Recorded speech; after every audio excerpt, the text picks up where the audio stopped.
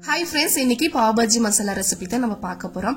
பாவ் பன் வந்து ரெடிமேட் வாங்கி வச்சிருக்கேன். இப்போ மசாலாக்கு வந்து எல்லா வெஜிடபிளும் எடுத்து வச்சுக்கலாம். Beetroot, beans, carrot, tomato, aloo, பட்டாணி, ஆனியன் எடுத்துருக்கேன். இது எல்லாமே ஸ்கின் ரிமூவ் பண்ணிட்டு கட் பண்ணிட்டு நல்லா வாஷ் பண்ணிட்டு ஒரு குக்கர்ல ஆட் பண்ணிக்கலாம். இப்போ வந்து கொஞ்சம் மஞ்சத்தூள், கரம் மசாலா, உப்பு, தண்ணி ஊற்றி கொஞ்சம் தக்காளி, வெங்காயம் போட்டுட்டு குக்கர் மூடிட்டு ஒரு 5 to 6 விசில் வர வச்சுக்கலாம். இப்போ நல்லா வந்து வெந்திருக்கும். இப்போ அதை மேஷ் பண்ணி எடுத்து வச்சிடலாம். இப்போ பேன்ல பட்டர், ஆயில் ஊற்றிட்டு ஹோல் ஸ்பைசஸ் கொஞ்சம் ஆட் பண்ணிட்டு ஆனியன், கிரீன் சில்லி போட்டு நல்லா வதக்கலாம். இப்போ ஒரு ஸ்பூன் ஜிஞ்சர் கார்லிக் பேஸ்ட் போட்டு அதுமே நல்லா வதக்கினேன். இப்போ கேப்சிகம் போட்டு லைட்டா வதக்கிட்டு டொமேட்டோ ஆட் பண்ணிக்கலாம். இப்போ ஸ்பைசஸ் எல்லாம் ஆட் பண்ணிக்கலாம்.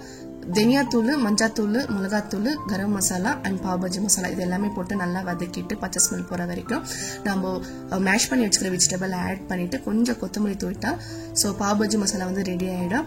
அண்ட் பாவ் பண்ணு வந்து பட்டர்ல டோஸ்ட் பண்ணி எடுத்துட்டு சர்வ் பண்ணி டேஸ்ட் வந்து சூப்பரா வந்தது. நெக்ஸ்ட் வீடியோல பார்க்கலாம். பாய்.